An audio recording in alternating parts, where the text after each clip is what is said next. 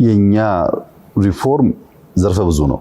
የማነካካቸው ኤሪያስ የሉም። አንዱ ወላጆቻችን የሚያነሱልን በአንድ ጊዜ በርከት ያሉ ሪፎርሞች እንዲህ ማድረግ ይቻላል ወይ? አንደኛ ይተገበራል፣ ሁለተኛ ደግሞ ፈተናዎቹ መቋቋም አያስቸግርም ወይ የሚል ጥያቄ ሐሳብ ሰዎች ያነሳሉ። ምክንያቱም በፖለቲካው ረገድ ሰፋፊ ሪፎርሞች አሉ፣ በሎ ኢንፎርስመንት ኤጀንሲ ሰፋፊ ሪፎርሞች አሉ፣ በሲቪል ሰርቪስ ሰፋፊ ሪፎርሞች አሉ፣ በግብርናው በኢንዱስትሪው አጠቃላይ በኢኮኖሚ በፋይናንሻል ሴክተር ሪፎርሞች አሉና በጣም ቦልድ የሆኑ ሪፎርሞች አት ታይም በርከት ያለ ቦታ የሚነኩ ስለሆነ ሰዎች ችግር አይፈጠርም ወይ ብሎ ያስባሉ።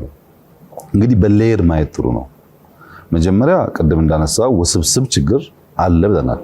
ኢትዮጵያ ውስጥ ውስብስብ ቻሌንጆች አሉ፣ ችግሮች አሉ፣ ድህነት አለ፣ ዕዳ አለ፣ እርዳታ የምንጠብቅ ሀገር ነን። በውስጣችን ፖለቲካል ዲስኮርሱ ችግር አለበት። በርካታ ችግር ስላለብን አንዷን ነገር በመፍታት የኢትዮጵያን ፍላጎት ልናሳካ እንችላለን። አንዷን ሴክት ብቻ በዴብዝ አይተን ፈተን ስንጨርስ ሌላው ችግር ይውጣትና ትጠፋለች። ለምሳሌ ግብርና ላይ ሳንሰራ፣ ምግብ ላይ ሳንሰራ ኢንዱስትሪ ብቻ ብንሰራ እና የኢንዱስትሪ ምርታችን ኤክስፖርት ማድረግ ብንችል የኤክስፖርት አቅማችን ግን የምግብ ፍላጎታችንን መመለስ ካልቻለ ችግር ነው። መመገብም አለብን፣ ኤክስፖርት አድርገን ገቢ ማግኘትም አለብን።